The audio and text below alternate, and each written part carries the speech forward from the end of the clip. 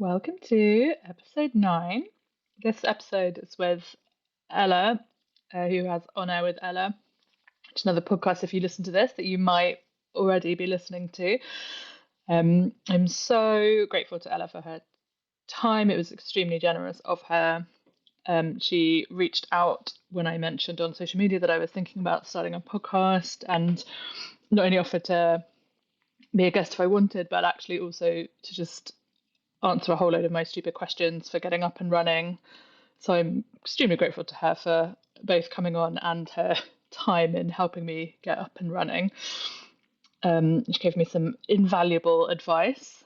I'm going to put some links to a couple of the things that we talked about in this, but there's just loads of great stuff. Ella just knows so much because she's been doing this for so long. So almost everything she says is has a link to someone else and some other amazing thing to read or to look at. So I'm sure you're going to enjoy this. And as ever, if there's any topics you'd like me to cover, any feedback, thoughts, I would love to hear it. And enjoy the episode.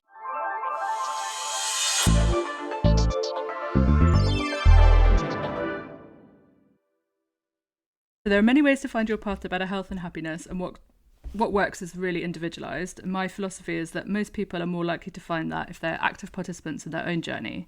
So this is a space to start exploring some of the rich and varied areas that people practice in, and you can start thinking about what resonates with you and discover new practices to either deepen or health journey. And today I have Ella Lucas Everett, who has On Air with Ella, which is a podcast that I've just started listening to, which I really enjoy. And a mindset coach. So hi. Why don't you tell us a bit about what you do? Hey, Ellie. How are you? Great, thank you. Thank you so much for having me on today. Yes, I'll introduce myself. I am Ella, and yes, my podcast is On Air with Ella, which is now in its 10th season, if you can believe that. And one of the reasons I started it back when you had to explain to people what a podcast is, one of the reasons I started it was because I have made my living in business, offline business, like buildings with, made with bricks and stuff and not online, and consulting in corporate America, and all over the world, really, through a company that I started with my partner a million years ago. I'm going to start lying about how old it is, but it's somewhere around 22 or 23 years now. But I was hustling, right, Ellie? Like I was busy. And I started to prioritize my health and my wellness somewhere in there. And I had an experience where I actually was substantially more fit and healthy and happy at 40 than I ever was at 20. And somewhere in there, I thought people need to know more about the basics and like keeping our wellness simple because there's a lot of money to be made in complicating it. Yeah. And the truth is that so much of what we need to do is not always easy, but it is simple. And I just started sharing interviews and my own experiences and perspectives. And that was 400 episodes ago. It's amazing.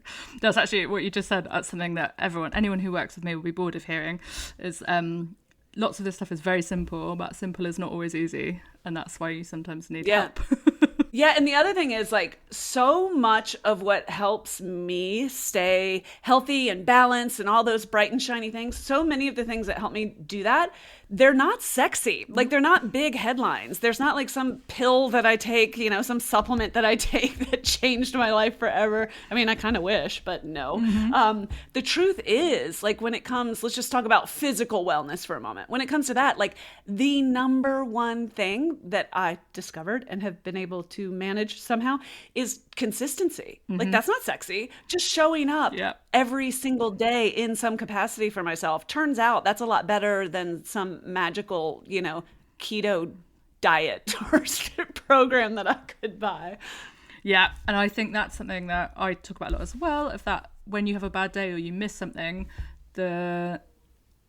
traditionally people just then give up and they stop forever. And actually it's much better to plan in what you're going to do, like when you go to a big birthday party or holiday party, or just have a bad day and sit on the couch all day. But actually then it's how you pick yourself up the next day. And yeah, it's not that day, is it? it's the next day. Like we're human. We are having a human experience Mm-hmm. and we're going to have that bad day. And I don't even look at that as a bad day anymore. No. I'm very open about the fact that I had a really messed up relationship with food for Mm-hmm. years. And that was in my 20s. And then it sort of revisited me in my early 40s when I was happy. I was like, what the hell is this? Like, I thought I got rid of that. And then it resurfaced when I was happily married and a functioning member of society. And I thought I had evolved past it, Ellie, and I hadn't. Mm-hmm. And I looked at my life in terms of good days and bad days at that time. And I won't get into that journey. It's all there if anyone wants it. But what I have allowed for now is I have days where I invest in rest. I have days where I invest in my sloth. Mm-hmm. My inner sloth gets a day every once in a while. And I don't think that's a bad day anymore. It doesn't send me in a shame spiral anymore. It's like it checks a box for me, which is a totally different way to look at it. Yeah, and it's so difficult. So I do like a monthly challenge, and my January one was all about rest and restoration. I thought it'd be like a nice easy start to the year, and I've been amazed how difficult people have been finding it to do, exercise that doesn't, it was all like stay in heart rate zone 2, to do meditation, bedtime routines, and it is hard for people. It is so hard because really, okay, so this is a bit meta, okay? But one of the reasons it's hard to slow down, I mean, it's not that hard to feel like a sloth and sit on the sofa in a way, right? Like if the circumstances align and you get that 3 hours, like good for you, it's not that hard. The hard thing is for us to actually rest. The hard thing is for us to actually pause. Yeah. The hard thing is for us to turn off the noise and the distraction and go to bed a little early. That's a different problem, and it's one of avoidance, I have found. So in working with women for years and years and years and years, and in living in this human experience that we're having, meaning by trial and error, I have noticed that sometimes when we are unable to be still, when we're unable to be at rest, it's because we are being avoidant. So we don't have to sit with our own feelings and we don't have to sit with our own thoughts. So I wonder if that's coming into play. Yeah, I'm sure it is. And I think like there's, again, kind of on that, I think people can sometimes think if they're just sat on the couch watching a film, playing with their phone, that's rest, but it's not actually very like mindful rest. And so it's different because actually you're often getting stressed because you're on the phone looking at stuff and that is hard. And Ellie, we get stressed when we're not looking at our phone. This is really important to acknowledge. And maybe it's just me. I might be the only one having this experience. But when I'm trying to have intentional pauses, I get jittery if, let's say, the phone is on a different floor in my house than I am. Like, that's addiction. Yeah. Like, let's call out what that is. That is me being addicted to that stimuli, right? And so that's worth paying attention to as well. But again, like I said, maybe it's just me. No, I think it's pretty common. And I think, it's a tricky one. We try now once a week to do like a proper whole evening, the two of us, after bedtime, no phones, no TV, play a game, do something. But oh, that's so good. Because otherwise the temptation is, and often, because we've got a toddler, so after bedtime we're both like, oh, thank God, she's asleep. We can just sit and watch something, but you're not connecting. And even when we do, sometimes even if we go out for a meal, the phones are still there on the table. So it's just trying to do that a bit more mindfully, but it's a bit of a muscle that needs working because it is hard. I totally agree with you. And just as an aside, my husband and I like sort of came up with a rule because we were doing that. We were zombieing out at bedtime. And I was like, okay, our new rule is like, I'll do my Wordle puzzle at the end of the day in bed in my warm, cozy sheets. And it makes me so happy, right? There's nothing wrong with that. Blasting the light of 1,000 suns into my retinas and wondering why I can't sleep. No, I put the dimmer on. And then when I go to sleep, I put the phone in airplane mode because I'm not here to drain my own battery. Okay. So I do all that. But the rule that we came up with was once the second person gets into bed, because we go to bed at the same time, but once the second person like makes it into the bed, phones are down, we make eye contact, and we chit chat before we pick up the small computers next to our Yeah, that's bed. so really good. And yeah, and sometimes we chat for 3 minutes, and sometimes it's 30 minutes, and sometimes we don't even pick up our phones. But yeah, wink, wink. But the point is that we have done that pattern interrupt, frankly, because we needed to, because we sort of sync to kind of the lowest effort activity, right? We're humans. That's what humans do. And so to your point, you have to pattern interrupt and then practice building that muscle. Yeah, and it is, I think, like, some people think that it's quite like unsexy or like unromantic to plan these things, but actually to keep that connection up, even if it's just like emotional intimacy, you have to plan it.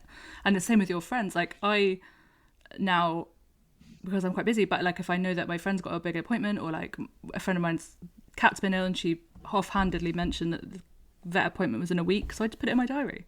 Because I will forget otherwise, but then I just have a thing being like, oh, just send her a message. I think people can think it's quite cold, but actually it helps you be intentional about being good at building those relationships. That's the word. The word is intentional. It's not calculating, it's intentional. I am not here to sleepwalk through life. Yeah. So sign me up for living a life with intention every day. Yeah, the word is intention. You're not calculating or strategic or positively. What's wrong with being strategic if it's in alignment? But it is hard to like, yeah, make those changes. And I think with as women as well, there's so much pressure to be perfect and to be doing things absolutely amazingly, and then that almost adds to like a downward spiral of you miss one of those things and then you think, oh my god, I'm a terrible friend, or I'm a terrible this, and it just leads to that sort of downward spiral that then makes it harder to do the things that we've been talking about because you're talking to yourself so badly. You know, if shame were an effective strategy, don't you think we would know by now? Yeah. Don't you think we would have sorted that one out? We'd be like, this does work. After all, it turns out self-flagellation because you aren't perfect is a rotted myth. And I'll be honest with you, and maybe I used to and I've just forgotten about it because I've got a few more decades on me than you do, I suspect. And Ellie, I have nothing in me that wants to be perfect. No. Like not an atom of my being is seeking perfection. And if it ever did, life taught me that being imperfect and showing up with the best effort I have in me, right, for that moment, and in alignment with my values. So I'm not out here just like not caring how people think or feel when I'm in their world. That's not what I mean at all. That like, I give 0 Fs. Like, that's not like good for you. No. I give Fs. Like, I care. Yeah. I'm not talking about some hedonistic, like nobody else matters but me. What I'm saying is the best way that I know to connect with people is to be completely flawed, real me. Yeah. And when I fall short, rather than beginning some shame spiral, it is wildly impactful and powerful to own it, to name it, like call it out, and then try again. I found weirdly we seem to relate to that rather than relating to perfection, which I've not met yet. No, and it is interesting, isn't it? Because it almost always, it's like the fear of saying the thing is worse than the saying it itself, but it's so hard until you've practiced to start doing that. That's true of everything. Yeah, it's true of everything. Like, even just, I'm going to take this to a really base example again, but just when you're negotiating with yourself about whether to work out that day or go for the walk that day or something like that, or to eat in a way that nourishes your body and actually feels good to you. Okay. Even those things, the time and the emotional energy that we spend thinking the thoughts and negotiating with ourselves is 10 times more draining than putting on your trainers and going for the walk. Yeah. You can be done with the walk. You can have those thoughts on the walk. You know what? Put on your trainers, go for the walk, and negotiate with yourself until you get back. Knock yourself out. But these conversations that we have in our heads in advance of the thing are 10 times more draining than doing the thing. And so I use that very simple example, but I'll bring that back to what you were talking about. And even when we're facing the hard things in relationship dynamics and communications at work, thinking about the thing tends to be, I don't know, roughly, I think this might be science, 9.5 times harder and more draining than actually doing the thing. Yeah. So when people are stuck in that kind of cycle, what do you kind of recommend they do? Yeah. Because it's so common. Well, first I bust the way we look at the cycle. And I'm really glad you asked me that, because this is something that I think helps us in every area of our life, including in business. And let me give you an example. So like I said, I've owned a business for over 20 years. And it never fails when you go to like a conference, or you're talking, or, you know, someone's speaking from the stage, or hell, when I'm speaking from the stage, I get this treatment as well. Somebody introduces you and they make it sound like you did A, and then you did B, and then C happened. And everything was linear and lovely and magical. And that's great, because like, I don't know if I want to be introduced with like my ugly bio. Yeah. I've started 4 businesses. I don't know if I want them to mention the 5th one. Like, you know what I mean? The 5th one that failed to launch and it died. It was dead upon arrival. Like, I don't know that I want to be introduced that way. I don't know if they need to introduce me with the fact that I'm a competitive triathlete now, but like I didn't know how to eat when I was 25. Like, I don't know if I want somebody to introduce me that way. But my point is this. We make achievement, no matter what sort it is. We make it sound so linear and lovely and tidy. And what that means is we extrapolate that to what success and failure look like. We think success and failure are linear. Therefore, I can only be succeeding or failing. If I'm failing, bad me, fall off the cliff. If I'm succeeding, yay me, take one step up. And you're climbing this mountain. Success takes you up. Failing, you fall off. You fall off the cliff. You're done for. You have to get up, start at the very bottom, and start your hike all over again. Baloney. trying to keep it PG. That's nonsense. Our paths and our failure and success journeys, they're a spiral. The entire, like, infinity spiral. It is absolutely iterative. You can be succeeding and failing at the same time. In fact, all of us are right now. And you can never, ever, ever fall back to zero. It's not possible. We're not playing chutes and ladders here. Yeah. Like, you're not sinking back to the starting point. Every single thing that you failed at taught you something about yourself. It doesn't mean you won't repeat it. I've repeated so many mistakes. I could write a book just about the mistakes I've repeated. But funny thing, as I keep iterating and going around that spiral, I develop an awareness, even when I repeat the same mistakes. I now have the language to call it out. I now have the sight to call it out. When I was 20, I'm just running into the wall, you know, falling down, learning nothing. Yeah. Why does this keep happening? That's right. Self-flagellating and trying to climb back up the mountain again.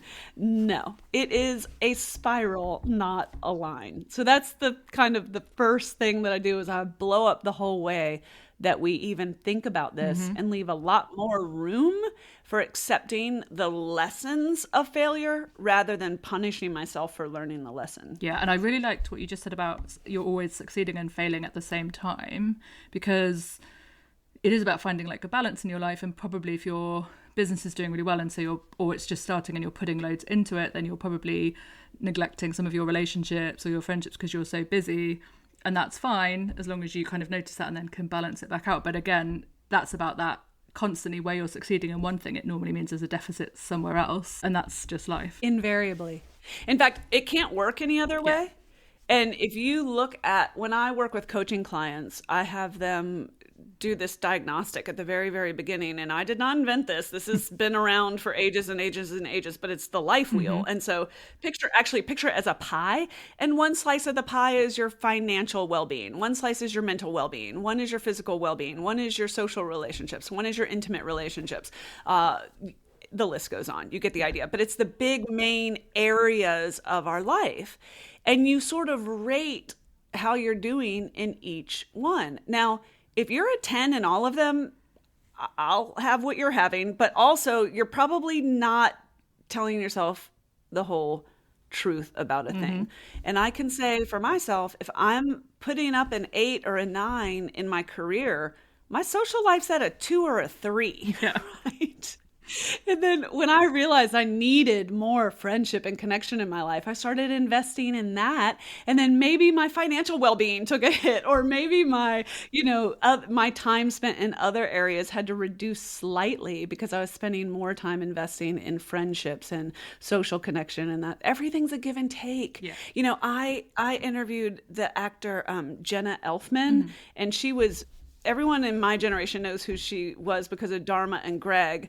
And now everyone in more current generations knows her because she's on like The Walking Dead or something. I don't know.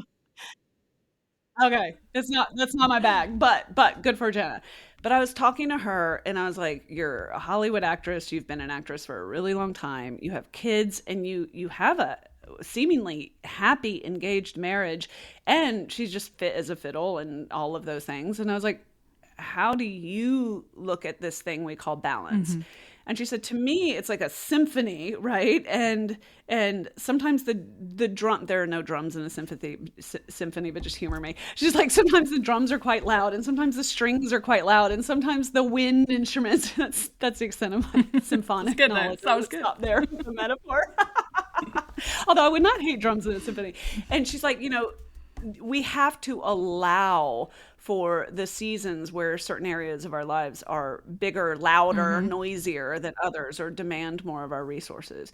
But yeah, my goal is not to be a 10 in every area of my life. My goal is to be aware of where I am so that I know when it's time to adjust the tune, if you will. Yes. Something that I I've seen a lot since I've been following you on social media is like they're talking about the kind of perimenopause and the menopause stuff, and the kind of women finding their power as they get older, which I actually love. Like, I feel like so many women like don't know loads about their bodies and what's happening in it and what's going to happen. And it's so interesting. Like, sometimes when I have clients and they're pre that point, but you'll say, oh, but do you think it might be because of, you're in your like luteal phase, you might be more tired? And they'll be like, no.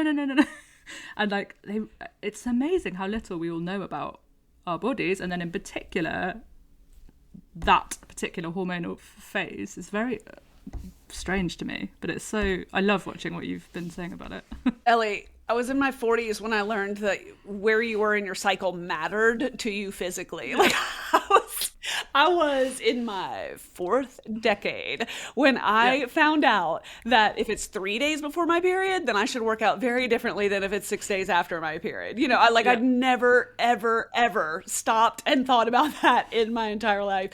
And it's so funny. I just did a show on this topic recently with a wonderful expert named Dr. Stephanie Estima. And she just rocked my world. I was like, okay, today I'm in my 5th decade and I am still learning about my menstrual cycle. Like, can we please talk about this more? But what you say is so true. And when I started my show, the word perimenopause, if it existed, it was in a textbook. Like, I'd never heard it in my life. And I was scared to talk about it because I thought it sounded like grandma's. Yeah. I was like, I don't want to be associated with that. Like, I'm not going down without a fight.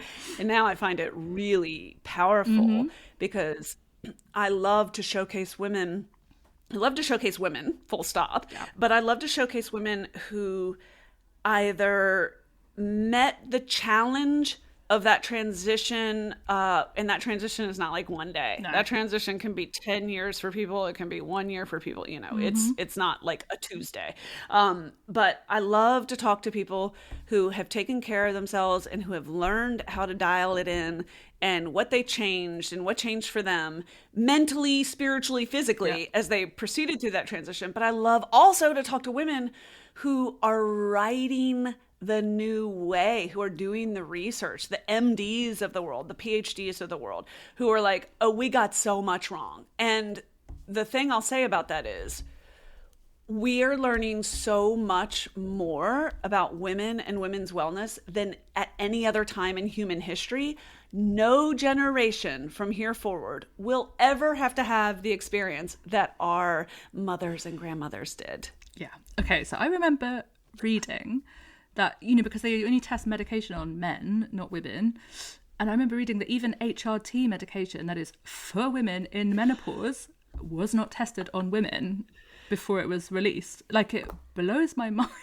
Like, even a Oh, hormonal girl. fix wouldn't be like, and so then it's not very surprising that all this research is only just being, and actually that episode that you talked about with Dr. Stephanie Steamer, the thing in that I really resonated with me, and I'm gonna probably listen to it again, was about squat mechanics, because Yeah, just doing squats. I have always been told I have really bad form and I physically can't do that. And so when I heard her saying about that, where women want to be tilted forward, I was like, oh, I feel so validated. That is how I've always done squats, and I've always been told I'm doing them wrong. This is so important. Okay, I've got to raise two issues that you were highlighting. The most recent one was women squat correctly completely differently than men do. I was today years old when I learned that, right? Yeah. Like, I literally that heard it and was brand like, new. oh, thank you. Right? Okay, that was new information for me in real time. You heard me learn it, Ellie. And then the other thing, let's just talk about research in women's wellness for just a second. And I'm a layperson, okay? I went to business school. I have my MBA, not my MD. Okay, so I want to be super clear. This is just two women chatting. Do you know why research is not done on women? This is so deliciously I think ironic. because of hormones, isn't it? Because it messes up with the... It's because we have a cycle. Yeah.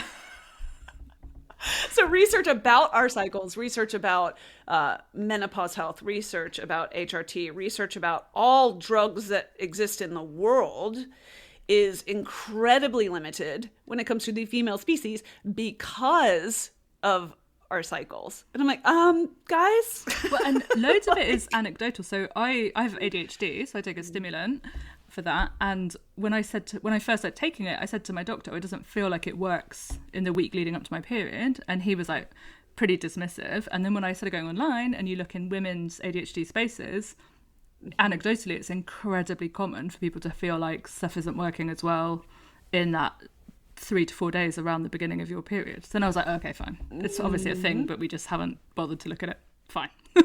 Yeah, you weren't studied. You weren't studied. And I'll give you another example. I interviewed the amazing Dr. Kelly Casperson, and that's just out now. And Ellie, I said to her, we were talking about testosterone. Okay, testosterone is not a men's hormone. Testosterone is a human hormone. I personally like it and would like to keep it forever. I don't ever want to not have testosterone. Okay. Yep. And I said to her, I said, so what do men do who have trouble with their reproductive parts or have low testosterone? And she goes on and on and on about all the treatments that are available. Okay. But let's just stick with just testosterone. I said, okay, so, and testosterone in America is FDA approved for men of any age because your testosterone starts to drop at age 20, men and women. And she's like, yes, absolutely. I said, how many FDA approved testosterone treatments are there for women? Guess. I mean, none? 7 minus 7. Cool. There are 0. So if women supplement with testosterone, they are taking an off-label hormonal supplement as prescribed by their practitioner, but not at all approved or sanctioned by the FDA, and therefore your insurance will never cover it. And I was like, but testosterone starts dropping for every single human being after roughly around age 20. What are we doing? And like, don't men want women to have testosterone, given that all of the things that it supports, including your sexual drive, like, yeah. You know, not to mention your athletic performance, your mood, you know, I won't, it's all out there. Yeah. You can listen to that if you want to. I'm not the doctor, but my point is it's just so much more difficult to study and more expensive to study women because of the fluctuations with our cycle. And anecdotally speaking, I'm like, I get that. I'm a completely different person on day 8 than I am on day 28. So like, I hear you. Maybe we can fix that. But, you know, I objectively can appreciate that. But yeah, it's time for things to change. Yeah, and it is interesting. So I did IVF. And we recently did a round that didn't work, and I'm that much closer to 40 now than last time. And then I went for my pap smear, and I said to my doctor, oh, I think I might be getting perimenopausal. I've been having, like, you know, night sweats, not sleeping very well. And she was like, oh, it might still be the hormones that you took 4 months ago. And I was like, that was 4 months ago. And last time I did it, they were out in like a month. And she said, oh, every year you get closer to 40, it's going to take your body longer and longer and longer to process them. And she had like, it might be, because you are getting, you know, I'm 40 next year. So she was like, it might be that. So come back in 3 months if it hasn't gone away. But I would bet it's just that your body is just taking so much longer to process that synthetic hormone and get rid of it. And I just didn't, like, and they never mentioned that to me when I went to the clinic.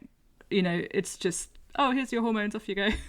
There are so many things I'd love to say about that, and I'll just say two. The number one, if nobody hears anything other than this, mm-hmm. I just really want to encourage women to be their own health advocate. We do not live in the times where whoever's wearing the white coat tells you how you feel and what's wrong with you. And there's so much more information. There are so many more resources. There are so many more conversations that you can listen to for free. Yeah.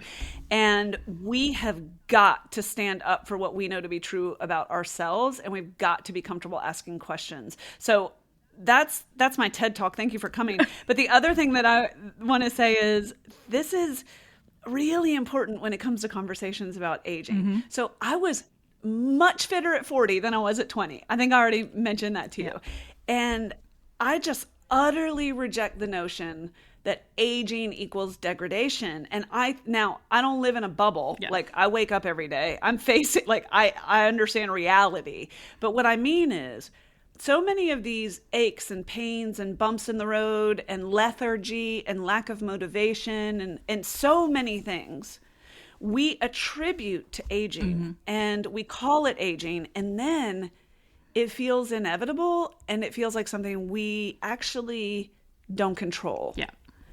And I just want to give us a different way to think about this. I think an enormous number of the challenges that can come with aging and that don't feel great, like the different things that can come up, I think they're accumulation. Mm-hmm. And that makes sense. Like, if I don't take my car in and get the oil changed and get the filters replaced and get stuff cleaned, I don't know how cars work, you know, and if I don't invest in the maintenance, and even when I do, things go awry because miles are being put on that car. Mm-hmm.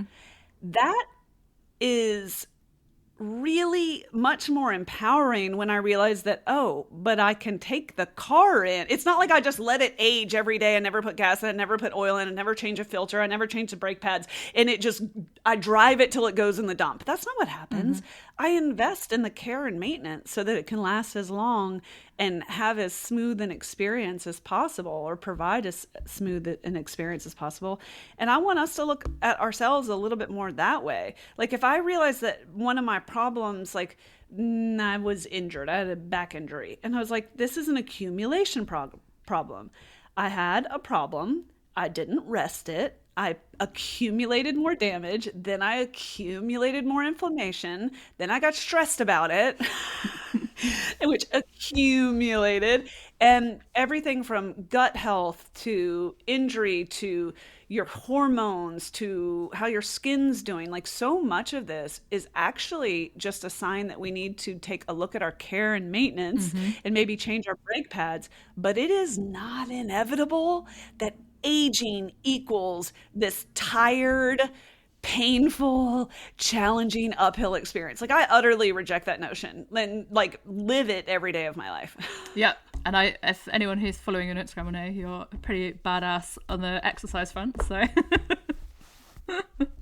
listen, I'm trying. I'm inspired by people who show what's possible. Yeah. And I am inspired to be a woman that helps show other women what's possible. So thank you for saying that. I think, but it is, and the accumulation thing really resonates, because I think a lot of the time, especially when there's all these adverts for like a one-stop pill that will fix everything, and I try and say to people, like, I'm not against them to start with, because if you've got to the point, like I was talking recently about those cortisol control ones, like if you're chronically stressed to the point that you don't know how to relax anymore, those are a great starting point. But in a vacuum, they're not going to do much, because you still need to look at why you've let yourself, or why you have got so stressed to the point that you need that help. And what you want to be working towards is not needing the supplement to do that. You want to be working towards finding the things in your life and the food that you're eating that can help you do all of that on your own. But that the starting That's point is fine. That's exactly right. Like the tools exist, great. Use the tool. Sometimes you can spend money instead of spending time. Absolutely fantastic. But do you know how many of us would benefit immediately if we did some really, really simple things? Like we made sure that we were actually drinking, you know, I don't know, 80 ounces of water a day, and that we were sleeping at night without little beams of light all over our bedroom, or God forbid, from our small computers that we're holding and enjoy from our face. Or we're chewing our food slowly and methodically so that our bodies can digest them. Or that instead of deciding we're going to go vegan and join CrossFit, we actually start by walking for 12 minutes after one of our meals. Yeah. We just do that because it lowers the blood sugar impact and it helps regulate our cortisol. And we start to dial back instead of adding on. Like so much of feeling good is within our reach. And Ellie, we make it sound hard or out of reach because frankly, it sells stuff. Yeah. And I think, yeah, it's tricky when people come and they're so stressed, and what they want you to say is like, right, you're going to go to the gym and do this workout, and then you're going to, and when I say, okay, well, to start with, you're going to actually stop doing the kind of exercise you're doing because it's really high impact. We're going to go to walking and maybe yoga, and you're going to go to bed an hour earlier and drink more water. And then once you've done that for 2 weeks, then we'll start doing something. And they're like, what? I paid you for this? But and then you can talk about Listen, why I would it's have so said hard. But it is so Exactly. hard. Listen, it is hard. And at 28 years old, I would have been like, look, walking is for the elderly and the infirm. Okay. That's what I thought walking was for.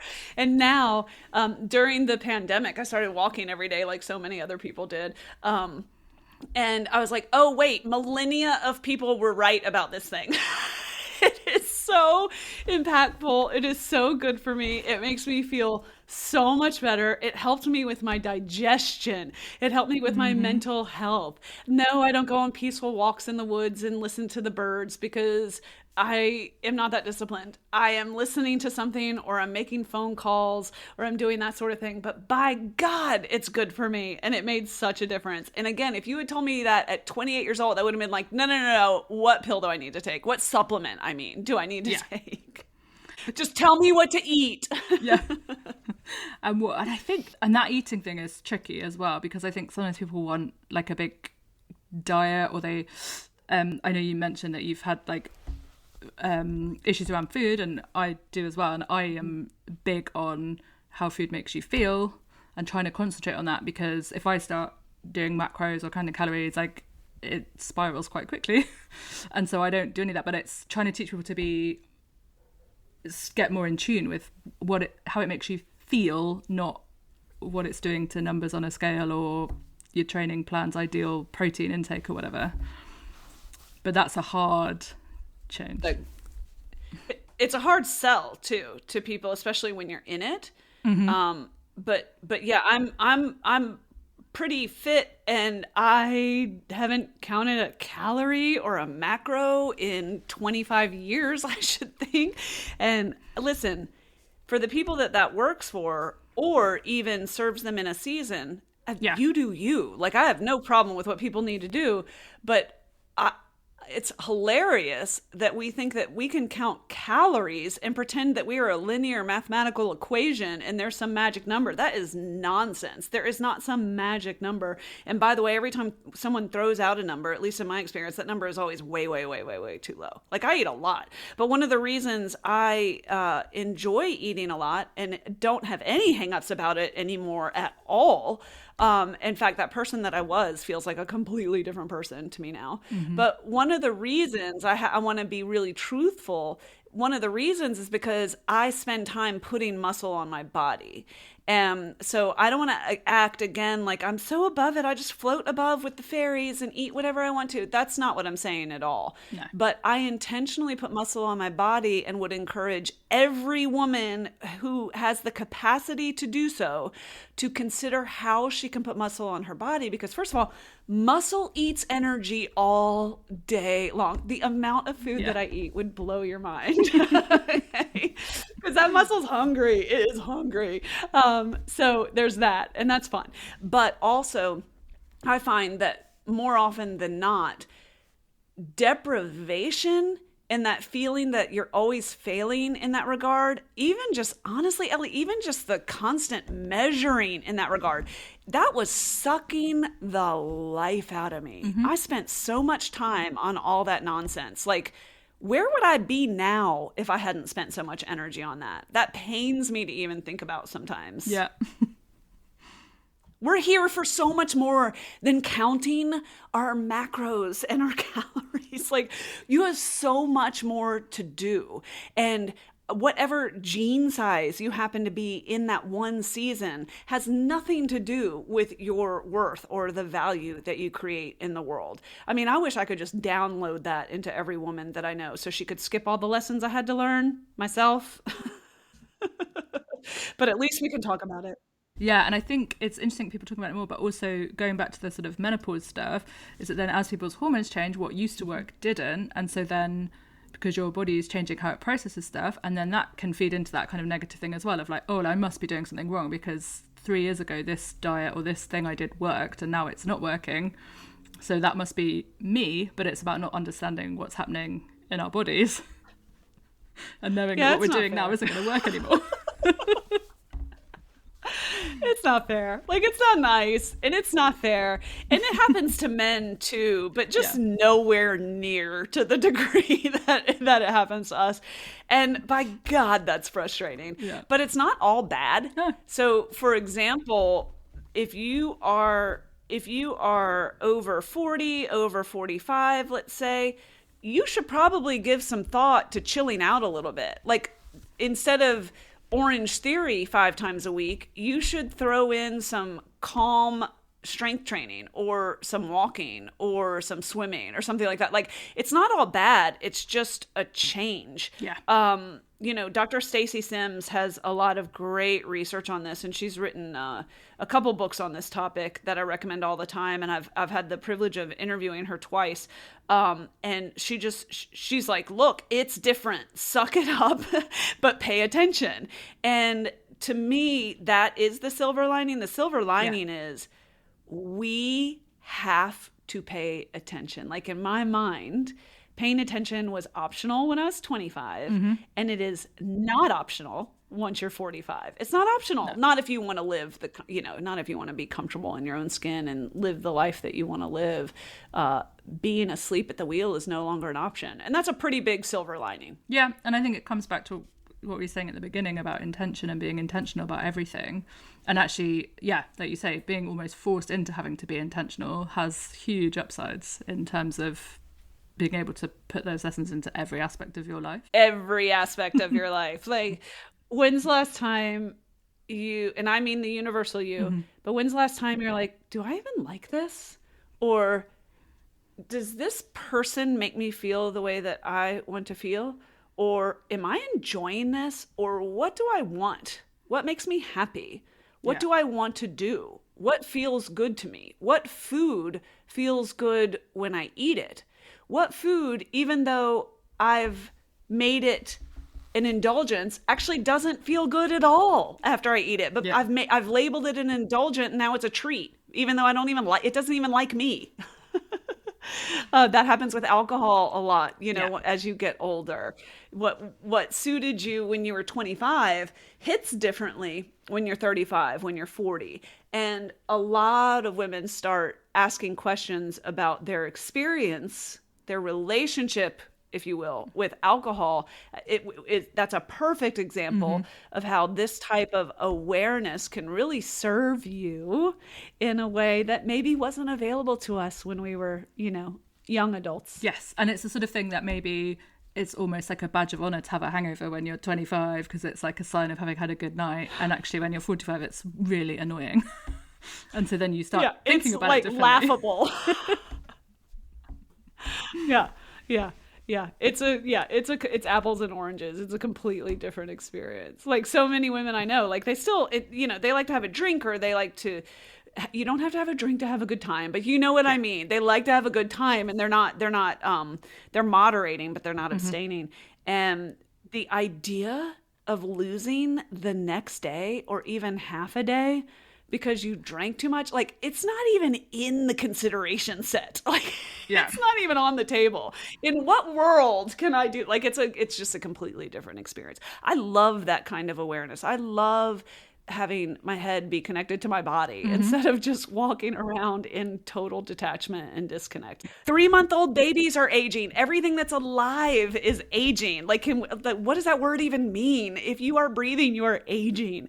But getting older, even though it's not again all sunshine and roses, there are so many gifts that come with the awareness and the intention and the dialing in and having conversations like this, which I was not doing 20 years ago. I don't know about you. No, and I think so I definitely wasn't taught any emotional language when I was growing up. So actually, interestingly, when I first started doing a lot of this stuff, I had no framework for it. So they, you do these journals and they say, oh, what did you feel about this? And I was like, I mean, I have 3 emotions. It's like happy, sad, bored. Nothing else. So I really struggled at the beginning because I didn't know. So for me, it was like a real baby steps. I had to, first of all, I literally had a therapist give me, like you'd give to a toddler, and I was 34, like smiley faces with different emotions, because I literally couldn't. The emotions chart. Yeah, because I didn't have any language. So then, like, you can't do any of that reflecting if you can't even recognize what's happening in your own body or mind. And so sometimes it's like that's half of the battle, is even having the ability to have the awareness. Yeah. I am working on a model right now that will give birth to a book. And it is sort of the 6 stages of breakthrough, of transformation, of iterating, of adulting, if you will. And the very first step is, and absolutely has to be, awareness, awakeness, alertness. But a funny thing happens. One thing that I have continued to be surprised by is how powerful it is when you're trying to change something, like change a habit or start a habit. It's amazing how powerful it is just to name something. Now, this is certainly not like new intel. Yeah. Everybody said, like, the first step to if you're an alcoholic, if you have a problem with alcohol, they're like, the first step to resolving the issue is to know that you have it. Like, this is language that's been around forever and ever and ever. But what I find, like I said, continually surprising, maybe I'm just a late bloomer, is it's amazing how many of the challenges that you carry around with you in your spirit and your inner voice and all of that actually lose an enormous amount of their dominion over you when you can name them, and you can sort of drag them into the light by doing so. Yeah, that's definitely been my experience, because there was a lot of stuff that I didn't even know I was carrying around, and then you said out loud and you're like, oh my god, I don't know why this has been there for so long. It's just gone immediately. It gets a lot lighter. Oh, well, I could talk to you for ages.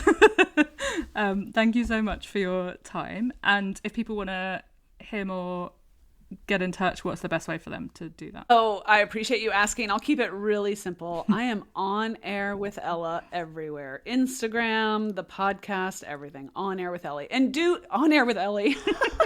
That's it.